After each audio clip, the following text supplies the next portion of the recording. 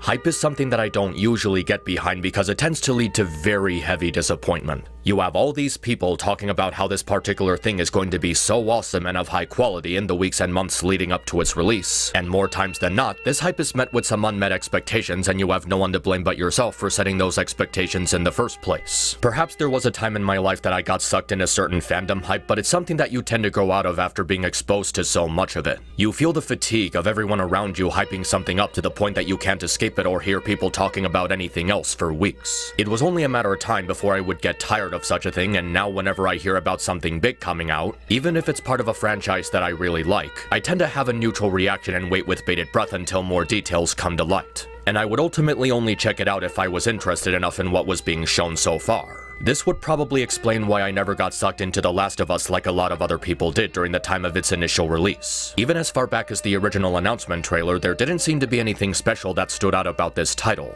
Oh boy, another post-apocalyptic zombie game with some sort of surrogate parent simulator thrown in for good measure. It looked cool, but there really wasn't anything to get excited about outside of the visuals and sound design. And as gameplay footage came out, I felt more and less neutral about it. There were some neat details to item crafting and interacting with enemy AI, but the core gameplay was still your usual third-person shooter. Perhaps there was an appeal to the adventure survival hybrid style the developers were going for at the time, taking that familiar feel the Uncharted games had and incorporating them into a different setting. And Uncharted was already widely beloved by people at the time, so Naughty Dog was pretty much encouraged to stick to that style of game design. And so people continued to build up how awesome and epic this game was going to be while I just waited on the sidelines. And sure enough, the game was met with critical acclaim across the board. Even hearing all these positive reviews wasn't doing enough to get me sucked into it, and I opted to rent the game instead of buying it. And what a smart move that was, because the gameplay was so horribly watered down compared to what was shown at E3 2012. Item crafting was made less interesting, the enemy AI was painfully brain dead, the stealth sequences were horrible, the melee combat was repetitive and wonky, and the gunplay was just another third-person shooter capitalizing on what made RE4 revolutionary without doing anything to stand out. It was just so painfully average given the ridiculous amount of hype that it was showered in. And the formula the game ran on just got boring after 10 hours. Just walk or jog to the next story-based checkpoint while talking to an NPC, participate in a stupid puzzle that requires minimal exploration to complete, shoot up some bad guys, rinse and repeat until you get to the end. A lot of video games have a formula in which the core of the gameplay is centered around that formula for several hours, but The Last of Us was so mundane in its execution. There's hardly any excitement or adrenaline throughout the game because most of the time the stuff you're doing is so tedious and slow-paced. The upside to this slower pacing is that it's supposed to be the idea of exploring this world. Seeing all these abandoned towns and cities, seeing how people lived their lives before the infection happened. And because Ellie was born after the infection occurred, we get to see an idea of how someone would react to learning about how people lived and what activities they had before the fall of civilization. It's a nice idea with some nice writing to it, but these sections end up happening in conjunction with real-time gameplay, in which the purpose of these areas is to slowly walk around and find collectible items for your inventory. It would have been better to just have cutscenes of Joel and Ellie exploring abandoned stores, forests, and houses to reduce the amount of tedious walking sections. But I'm probably telling you stuff you already know. The gameplay to The Last of Us is really mediocre and dull, with the only reason people actually consider it a masterpiece being its narrative. This game is considered a serious turning point in the direction Naughty Dog would take with their games by using characters and plots as its selling point as opposed to any kind of action-packed gameplay. And considering how beloved this game is for its story, a lot of people didn't seem to have a problem with it. But I always ended up questioning if this was really for the best, since the colorful and witty style of Jak and Daxter or Crash Bandicoot was what ND was known for so long. Considering the hundreds upon hundreds of awards this game got, you'd think it was some kind of revolutionary phenomenon, in spite of its gameplay being so recycled and unoriginal. But I figured I'd give this game the benefit of the doubt and decide to reevaluate its story to see if it's really deserving of all that praise. And what better time to do so than on this month marking its 10th anniversary. I've talked before about how the basic plot is overdone and unengaging. Just another zombie apocalypse where you have to go in search of a cure while exploring lost civilization and the duality of human nature. But I will admit that the story is at its best when it focuses on the characters. Joel is a hardened survivor who's emotionally closed himself off after the death of his daughter, and to the game's credit, it does a pretty good job setting up his character. The game begins with you taking control of his daughter Sarah, where both her and the player are caught off guard by the sudden arrival of the zombie attack. It's an opening that slowly builds up to the major reveal, which is actually paced out pretty well. It allows you to get immersed in the atmosphere of the world ND created for this game.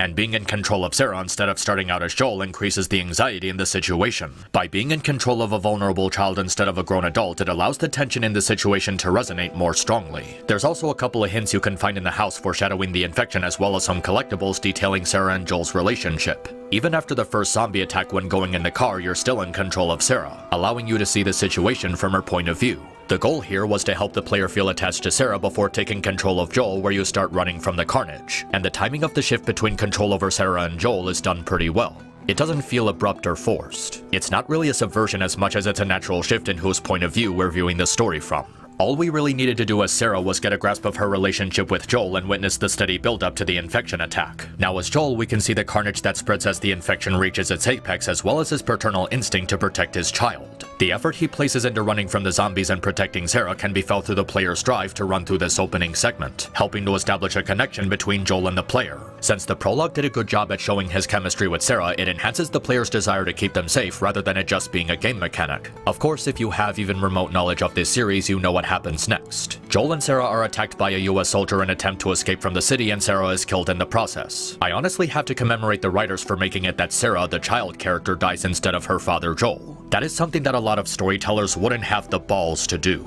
And it's not done in a needlessly edgy and grim fashion, it's done in a way that allows you to appreciate the tragedy of the moment. Seeing Joel desperately trying to keep his daughter from losing consciousness when it's all in vain, seeing his entire world crumble and disappear as Sarah passes away in his arms is a pretty downer moment, but one that serves a narrative purpose. By introducing us to Joel's character with the death of Sarah at the very start of the game, it sets the ground for his character arc throughout the rest of the story. He's a broken man trying to survive in a world torn down by a force of nature, and due to the death of his daughter, he's become numb and closed himself off from the rest of the world, prioritizing his survival instincts and hardening himself to stay alive. Sarah's death was something that needed to happen because it gives a clear idea and understanding for why Joel acts the way he does from the very beginning. And it's made better by having it happen at the start of the game instead of happening in the form of a flashback in the middle of the game. If Joel had a flashback to Sarah's death in the middle of the story instead of it happening in real time at the start, it would have weakened the integrity of his character and caused an awkward grind to the pacing. It's a really nice example of show don't tell. Because Sarah's death is shown to us here, we don't have any scenes of exposition where someone talks to Ellie about it later.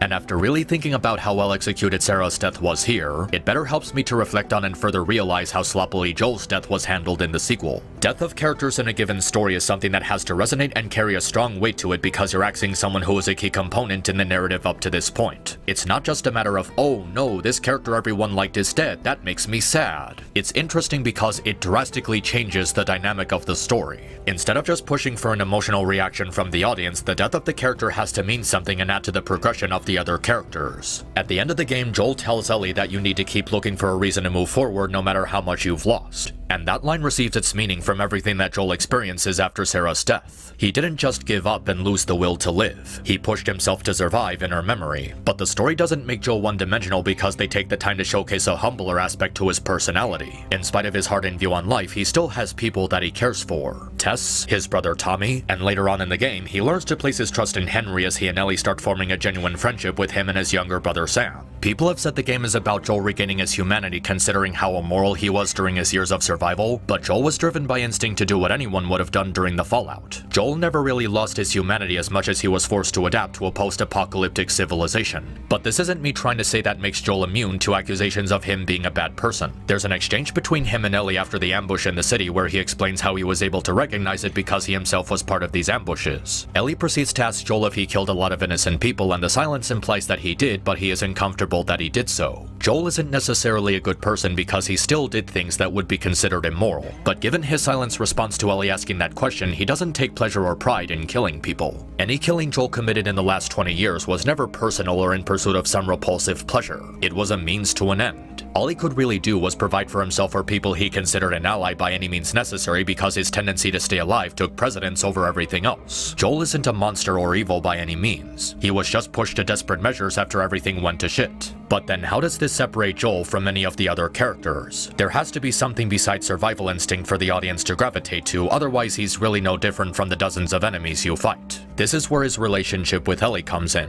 Ellie is a pretty interesting case as she's arguably the glue that holds everything together. Without her, this would have easily been another generic and forgettable post-apocalyptic survival story. Obviously, her role in the story is to be a companion to Joel as the two go on an emotional journey, from being strangers to becoming important and essential in each other's lives. To each other, they represent something they lost and are trying to rely on one another to help cope with the pain. There's a bit of additional context for Ellie's character in the form of the Left Behind DLC, something which is only hinted at during the final cutscene where Ellie brings up Riley's last words to her. Normally, I really hate additional content for a video game where the developers deliberately leave something out that's finished or in development in order to scam gamers into spending more money on their product, but the Left Behind DLC isn't one of those things. They might have had an idea for some kind of Ellie prequel, but it's clear that they had no set-in-stone plan, nor was the DLC something that was finished or in development. They were able to properly manage the release of this story add-on without it feeling like a cash grab, which is impressive as you don't see that a lot these days. It follows Ellie's previous life as a resident in a small city with her friend Riley. While exploring an abandoned mall, they eventually get attacked and bit by infected, in which Ellie survives while Riley eventually turns into a zombie. Given the way Ellie recalls this event to Joel through the specific way she delivers this info ends up saying a lot. She's clearly going through some sort of survivor's guilt, having lived through something that's killed billions of other people, which doesn't make sense to her. It's why she put so much faith into getting herself to the Firefly facility for them to develop a cure, because to her it's the only way all this death and suffering will have meant something.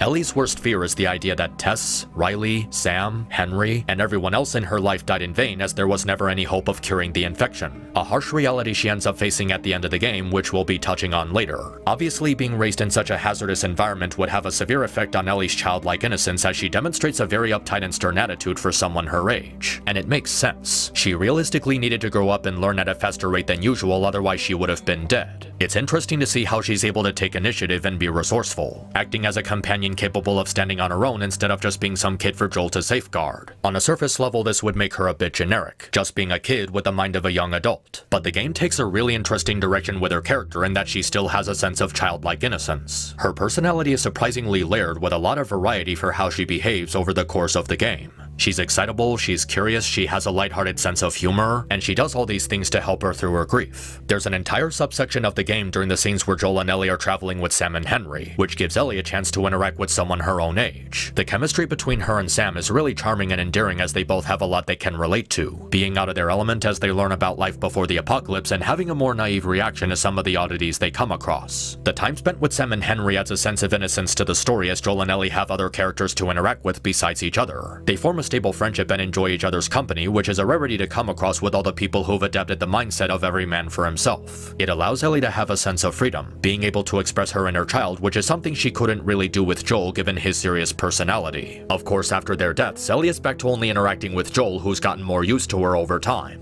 Ellie is able to act more like a kid without being grating at Joel because at this point the bond between them has strengthened. It's highlighted in a scene after the raid on Tommy's town. When Joel reunites with Ellie, she goes on an excited, hyperactive rush like she's recapping the latest episode of a hit TV show. It's an aspect of her character that's remembered very well when they worked on the Left Behind DLC with all the scenes of her and Riley exploring the abandoned mall. Seeing the two playing around with squirt guns, throwing bricks at cars, messing around with a magic 8-ball, messing around in a photo booth, and visualizing a gory fatality in a fighting game are great ways to show how innocent Ellie is and how she's able to regain that innocence through the time she spends with Joel. She's really complex as this person who, in spite of living in a highly disordered and hostile society, is able to appreciate the awe and beauty of this larger world she's exploring with Joel. So now we come to the meat of the discussion. What is it about the dynamic between these two characters that resulted in so many people gravitating towards this game? The key to how this works is the time and care placed into their interactions. The story beats never drag out too long or feel rushed. Each scene with them is as long as it needs to be. Since the goal of the game is to develop their relationship from strangers to a father-daughter duo, their dynamic is always growing and changing.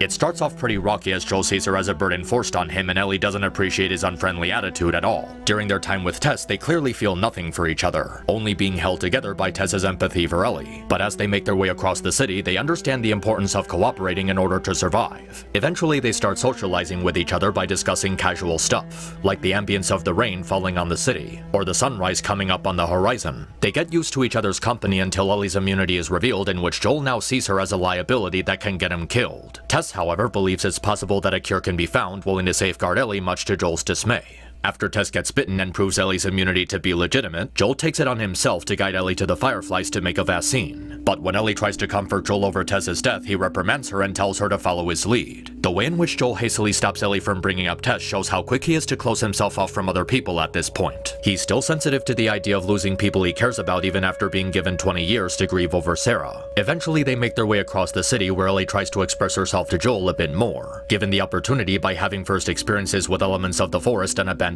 towns. They eventually come across Bill, who Joel asks for a car to take to the Firefly base. And while Bill may not be a complete piece of shit, he's certainly not the most pleasant person to be around. He actively discourages the idea of Joel safeguarding Ellie as he views her as a liability, and when he sees his old partner hung himself, he doesn't really have a strong reaction to it. Joel did warn Ellie ahead of time that he's not exactly a chipper guy, and he's pretty much what you'd expect. Eventually they get the car and drive west until they're ambushed and have to defend themselves against a group of hunters. At one point, Joel gets attacked by a hunter and is about to die when Ellie saves him by killing the guy, to which Joel chastises her for disobeying him and involving herself in combat. Up to this point, Joel hasn't allowed Ellie to directly engage with enemies in combat, only letting her act in a supporting role, which is understandable given she's a vulnerable child. Ellie stands up for herself, but Joel just ignores it and they continue. Eventually they find a secluded room to sort it out, and Joel admits that Ellie did the right thing even if it was against his better judgment. Even if he doesn't say it directly, you can tell that he was thinking about it and that he owes her for it. This is what eventually allows him to let her help by lending her a sniper rifle, in which he follows it up by verbally admitting to Ellie that she was right. This was the first major turning point in Joel's relationship with Ellie, as he's placing his trust in her to protect him with a firearm. He begins to acknowledge her as an equal instead of just a kid for him to look after. It's a moment that was built up properly with all the time they spend interacting and getting used to each other's company. And it also feels rewarding for Ellie, as she now feels like Joel is beginning to treat her with more respect. Eventually they meet up with Sam and Henry, two other survivors with a similar dynamic. And so the four decide to team up, believing they have a better chance working together. As I said before, it's a good opportunity for character growth for Ellie, as she can now interact with someone her own age who also knows very little about human history. But it's also a good opportunity for Joel. In the beginning, the only thing that mattered to Joel was staying alive, with the occasional partner in crime like Tess. But at this point, he's learned to open himself up to other people with Ellie's help. For the first time in 20 years, Joel is letting himself try to make friends, or at least establish a camaraderie. But it's not something he does right away. When Ellie tells them her name, he groans in annoyance, demonstrating how he still has some trust issues. And given the situation they're in, it makes sense. Joel and Ellie just met these two and have no real reason to trust them outside of, oh, he's babysitting a kid too. Joel might be willing to put his trust in another person, but trust is something that's built over time. It's not an instantaneous thing like what Ellie is doing here. He takes his time getting a vibe of their personalities and motivations, and it's only after a certain amount of time passes that he starts to socialize openly. His willingness to trust Henry while seeing Ellie and Sam having fun is a sign of how his character is starting to develop into something more. He's no longer a lone wolf. He's a person who sees the value of teamwork and forming a group. Unfortunately, it doesn't last long, as they get attacked again and Henry is forced to take Sam to safety while leaving Joel and Ellie behind. However, there's an interesting detail in this scene where Ellie could have easily went with them to safety since she was at the top when the tank shows up, but she refuses to leave Joel behind and jumps down to join him.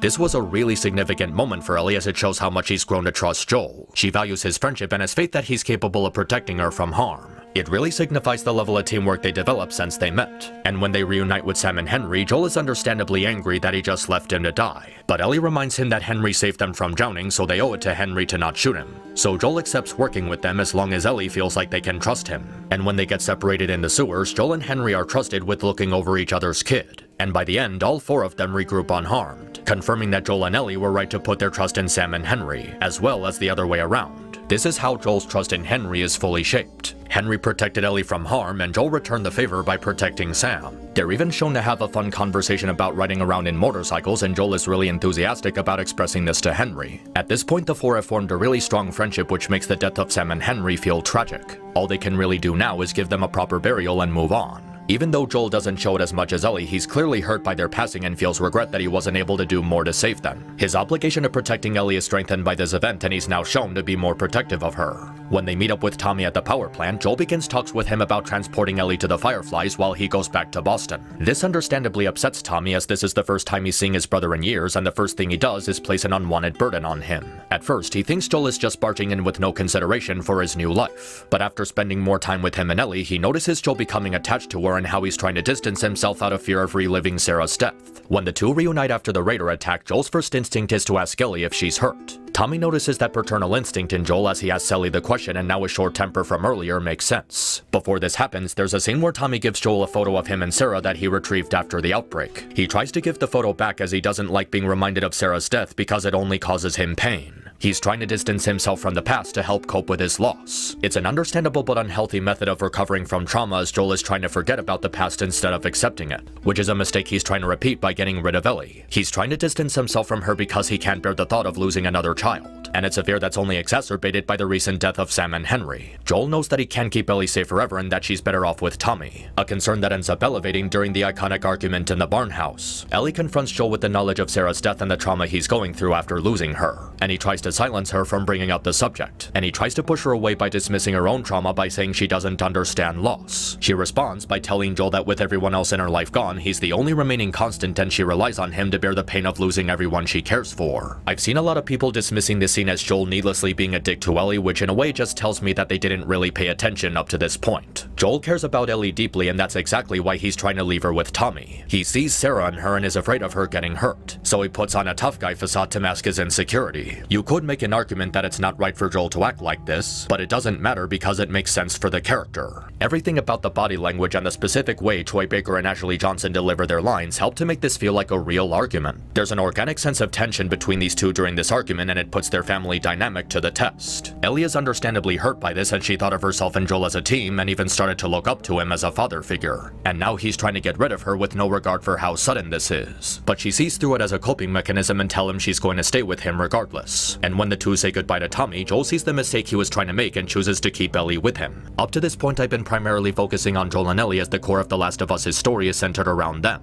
But I think now is an important time to go over the side characters. Each one I've mentioned up to this point has served an important role in the story, and that their interactions with Joel and Ellie contribute to the growth of their relationship. Tess is more attached to Ellie than Joel when they first meet, and she motivates him to look after her when she's gone. Henry and Sam act as a mirror of the growing love between Joel and Ellie given their family dynamic. Bill is a dark reflection of what Joel could end up becoming if he closes Ellie off completely, becoming a lone survivor living in solitude with no emotional attachment to anything. And Tommy reminds Joel of the importance of having people in your life even at the risk of losing them. They each have a significant and meaningful impact on Joel and Ellie, which leads to their family unit at the end. There's never a moment of wasted screen time between them as they contribute to the core of the narrative, helping Joel and Ellie become a father and daughter. And with Joel's decision to keep Ellie, they succeeded in their role. They explore the university until they're attacked by more hunters. In the struggle, Joel is impaled and seriously injured. He eventually passes out from blood loss, and Ellie has to take him to shelter, in which the game shifts player control over to Ellie. It's a well-executed subversion where you play as her to ensure Joel's survival when you spent the entire game playing as him. At this point, their relationship has grown enough to drive Ellie's instinct to look out for him, and learning to provide for both of them on her own. It deepens her development as a vulnerable but capable youth who's learned to adapt to a growing hostile world most other adults wouldn't survive. She's learned how to hunt for food, how to treat Joel's wounds, and searches the mall for a first aid kit. It shows how courageous she is learning these skills while fighting off hunters, as her instinct to protect Joel gives her the adrenaline she needs. Eventually, she comes across the leader of the hunters named David and is captured by him. Every scene with this guy has a lot of tension to it as you have to face him while playing from Ellie's perspective. The way he lures her into a false sense of security before revealing his identity is pretty unnerving, as you can see how well he was able to plan out the situation. He tricks her into leading his group to the safe house and manages to outwit her in the town square. It gets even scarier when he's revealed to be a cannibal and how he tries to manipulate her into betraying Joel. And when she refuses, he threatens to kill her and serve her flesh as food. If this was happening from Joel's perspective, it wouldn't be as disturbing since he would have gotten used to this kind of stuff. But Ellie, as a young kid, is deeply emotionally affected by the unsettling nature of David and his men. And the restaurant battle between the two really helps to demonstrate how sinister he is. All those deep slithery whispers as she struggles against him is really telling how this man has nothing but cruel intentions. And he definitely deserves what Ellie is about to do to him. It helps to show how Ellie is really great throughout this whole situation. In spite of being absolutely terrified by these people, she still fights them off because she's more concerned for Joel's life. It's another really good subversion by having Ellie rescue herself from David instead of being rescued by Joel. He doesn't do something like jump in at the last second and shoot David in the head. Instead, Ellie manages to fend him off and butchers him using his own machete. It's a subversion that strengthens the character's resolve with a narrative purpose instead of just aiming for a reaction from the audience. And when Joel finally arrives to save her and comfort her, he calls her baby girl like he once did for Sarah. Ellie is deeply shaken up and traumatized by this horrific encounter, but Joel is by her side to let her know she's safe with him. This was the moment the game had been building up to all this time. when Joel and Ellie truly became a father and daughter to each other. After the absolute hell Ellie just went through, it's an incredible relief to see her being comforted by Joel. She might have been able to save herself, but it doesn't change how thoroughly traumatized she is. This was the scariest part of the game, not for any monsters lurking in dark shadowy areas, but for the real threat that was placed on Ellie's life by this cannibalistic psycho. The way she speaks to Joel in that shivering, needy voice is really effective at demonstrating how terrified she is and how much of a threat David was. It's an interesting callback to something Bill says earlier in the game. However bad those things are, they're at least predictable. It's normal people that scare me. You should already know that. But now, the worst is behind them, and our heroes have finally come together as father and daughter. It's also where Joel's entire character arc comes full circle. Over the course of the game, there's a lot of small but subtle hints pointing out how Sarah is still on Joel's mind. They make several references to his watch, which was the last gift Sarah gave him before her death. At one point, Joel is seen looking down at his watch after seeing the sunset with Ellie, showing how even after knowing her briefly, she was already reminding him of Sarah. And at the end, when he talks about how we need to keep looking for something to fight for, he looks down at his watch and adjusts it on his wrist. They're very important details you probably wouldn't notice during your first playthrough, but when you do see it, you really start to appreciate the time they put into developing Joel's arc. It foreshadows his newfound paternal instinct over Ellie and how he learns to embrace it by the end of the game. And it makes the scene with Joel comforting Ellie an even stronger payoff. Eventually, we see Joel and Ellie approaching the Firefly base in the city. As they travel, she shows him how she saved the photo of him and Sarah from Tommy. And unlike last time when Joel rejects it, this time he accepts it. Instead of trying to distance himself from the past, he accepts it and uses the experience to move forward. He can finally look back on his days with Sarah without feeling any pain, finding newfound appreciation for that simpler time before the outbreak. It makes for a meaningful way to appreciate how much Joel has changed over the course of the game, and how his dynamic with Ellie morphed into something special. But then it leads to a rather controversial climax in which Joel is faced with a harsh decision. The only way to create a cure from Ellie's DNA is to extract it from her brain, which would result in killing her. After Joel fails to persuade Marlene to find another way, he takes it upon himself to save Ellie and kill any Fireflies who try to stop him, which eventually ends with Joel killing Marlene and Joel lying to Ellie about the Fireflies giving up on a cure. This has been a pretty controversial ending, as Joel's decision to deny humanity a cure just so he can keep Ellie to himself has led to a lot of people accusing him of being selfish, immoral, and evil, putting his own needs over the needs of the rest of the world. When it comes to a decision as serious as dooming humanity for your own sake, a lot of people are understandably going to take it at face value as Joel doing something evil. But this isn't an act of evil for several reasons. Firstly, people argue that Joel doomed humanity by not allowing the Fireflies to develop a cure. But humanity isn't doomed just because they don't have a cure. Civilization had already been collapsed for 20 years, and any resemblance of what it once was is never going to come back. But people have found ways to build a new civilization on top of the one that was lost. It's a main plot point that Tommy's people found a way to develop electricity and heat. Both in the middle and the end of the game, we see the community they built for themselves using resources they were able to collect and provide for a large sum of people. Humanity isn't doomed, as they found a way to bring back small civil communities. Second, the vaccine the Fireflies were working on wouldn't have really done anything to stop the spread of the infection. This topic has been covered by a lot of people providing scientific study and evidence against the plan, so I'll try to keep it brief. Even if they found a way to make said vaccine, they had absolutely no way of mass producing it. The vaccine wouldn't have even worked in the way the Fireflies thought it would, especially in conjunction with the knowledge on how a fungus is different from a virus. Third, the Fireflies are absolutely horrible. They are a flat-out terrible faction. They're shown to be completely incompetent throughout the game and have resorted to terrorism against Fedra, which isn't exactly a heroic thing to do. I know it's commonplace to just say the Fireflies are incompetent, but there's really no other way to put it because of how obvious it is. Fourth, this plan doesn't even make any sense. Killing Ellie is the stupidest thing you can possibly do when she's the only known host for a possible cure. The Fireflies didn't even have any evidence that this would work. Theories and guesses are not something that you just make up on the spot. The entire premise of them being so certain they could manufacture a vaccine that they'd kill the only person immune to the fungus is utterly absurd. There's evidence in the game that no matter what, they might not even be able to make a cure at all, even with someone who's immune. It's very evident they were acting out of fear instead of sound judgment, which reduces any faith I otherwise would have had in this plan. Fifth, and I think this is the most important part, they never gave Ellie consent. They didn't wait for her to regain consciousness and drugged her with the intent of killing her.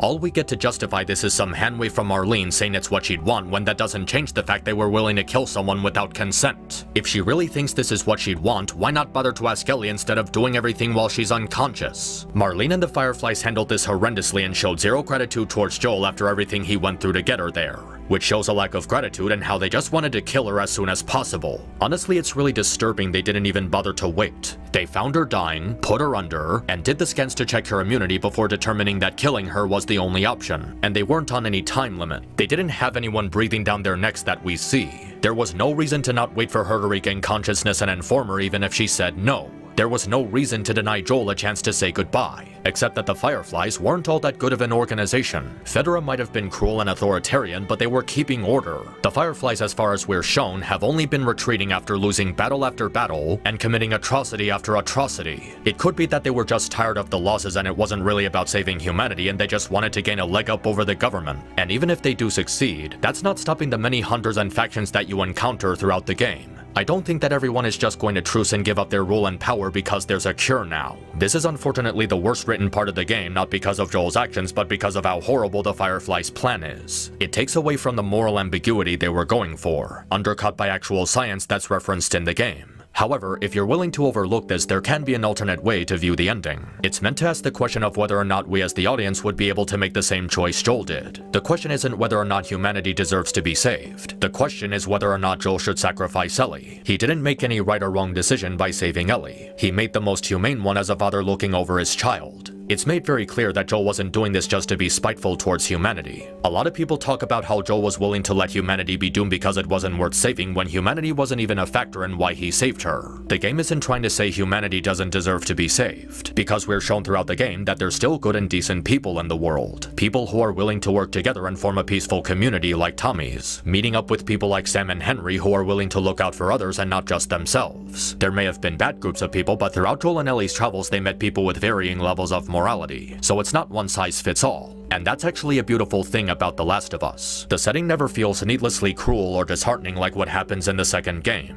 There's still a decent amount of peaceful communities and nice people, and there's always a sense of beauty wherever Joel and Ellie are traveling. Always something to appreciate in spite of human civilization being a fragment of what it used to be. This is something highlighted in what is possibly the single best scene in the entire game. While making their way to the base, Ellie and Joel stumble across a herd of giraffes. They take a moment to just relax and take in the beauty of the setting. Just watching the giraffes walking around minding their own business and enjoying a view of the city bathed in the warmth of the sunlight. Nothing but the ambience to accompany them. It's really peaceful and delicate and serves as a fitting contrast to the brutality of the previous chapter. It helps make the game's dark setting easier to stomach and adjust to since it's not saturated in cruelty and vile. There's a lot of scenes like this throughout the game, but this one really captures the tranquility of the overall tone. And it works because there's no abruptness in how the game shifts between these two moods. It's topped off with this exchange with Joel, which helps to add understanding to his final decision. He doesn't let his emotions go by, but we see how much he loves Ellie, and at the end he regrets being in that place because he realizes that Ellie gives him hope. The hope he lost after Sarah's death. It was a selfish choice out of fear and love that just happened to be spot on. Joel isn't a doctor. He couldn't have known that the Fireflies wouldn't be able to make a cure, and that's the real weight of his choice. It was a choice between saving the world and saving Ellie, and he chose Ellie without hesitation.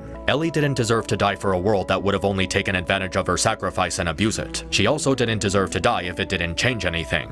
I get that it ultimately doesn't matter as Joel probably would have done it either way, but what we're shown in the game only suggests that Joel's decision, even if selfishly motivated, was most likely the correct one. The Fireflies didn't know what they were doing and were shown to be unreliable and untrustworthy. They really should have looked for another option instead of just deciding to kill Ellie right then and there. This is one of the biggest reasons why The Last of Us Part 2 failed. Its entire plot is predicated on the belief that Joel was objectively in the wrong and deserved to be killed for it in spite of all the evidence pointing against it. What really helps to make this work is that Joel doesn't try to defend what he's doing as a holy act. He only did it based on fatherly instinct. I see a lot of people acting all shocked and surprised that Joel would do something like this, but if you're someone who was really shocked by his decision to save Ellie, I really have no other response except that you're kinda stupid. Joel is really self-aware of how he had to give up a lot of moral codes in order to stay alive as long as he did. You spend most of the game taking control of a person who isn't innocent, and he admits this to himself. Whenever I see people talking about how the game was about Joel regaining his humanity, it's like they completely forgot what just happened. Slaughtering a bunch of people and executing someone mercilessly isn't something that you do when you're regaining your humanity. It was a poetic tragedy that Joel acted upon what he wanted instead of doing what the Fireflies believed to be morally correct. In some ways, there's still an interesting overview of whether or not Joel was right to do this. The Fireflies were in the wrong for a multitude of reasons, but this never mattered to Joel, so his actions are still questionable, especially since the game ends with him lying to Ellie about what actually happened. Over the course of the game, we've gotten a very clear idea of what motivates these two. Ellie sees her immunity as a burden and wants to be rid of the guilt she feels by fulfilling her duty and contributing to a cure. Joel never concerned himself with right and wrong, only doing what he needed to ensure survival. But throughout the game he becomes attached to Ellie and realizes he's been given a second chance to be a father, which was something that was unfairly taken from him. Joel wasn't against a cure being found, he was only against Ellie being a sacrificial pawn. He learned to let go of the pain caused by Sarah's death and doesn't want to go back to a meaningless life as a smuggler. But he also recognizes the burden Ellie feels from her survivor's guilt, and the lie he tells her is in service of elevating that guilt. When she tries to explain that lingering guilt to him, he tells her that it's not her fault, which is true. Ellie being immune to the infection wasn't her choice. It was something that was forced on her, and Joel reassures her there was nothing she could have done to change the outcome. It gets the human aspect down properly without villainizing Joel for his decision. The way the game ends is befitting, where Ellie and Joel are able to start a new life, though Ellie still has the question of what if on her mind. Her bite mark is similar to Joel's watch in that it acts as a painful reminder of what she lost, but also a sign of hope that all the suffering will amount to something. Joel has newfound hope in his relationship with Ellie, while Ellie begins to lose hope upon being told her immunity meant nothing. She thought that her purpose in life was simply to be the key to a cure, but Joel tells her that her life has more meaning than that. To simply enjoy the time you have while you're alive. To allow yourself to enjoy all the little things that make life worth living.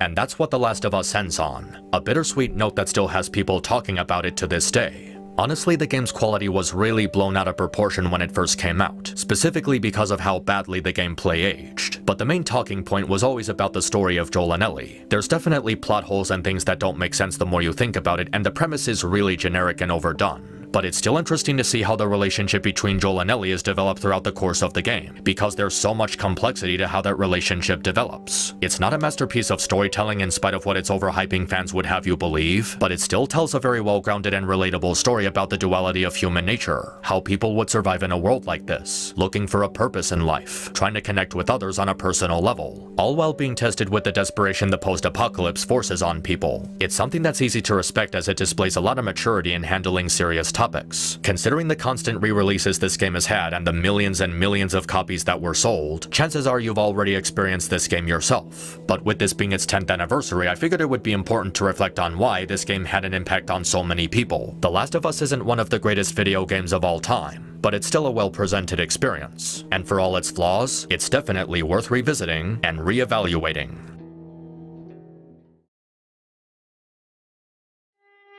Thanks for checking out my review. If you liked what you saw here and would like to support me, check out my Patreon in the description. Every little bit helps, and I always appreciate those who support my work. Until next time, stay cool.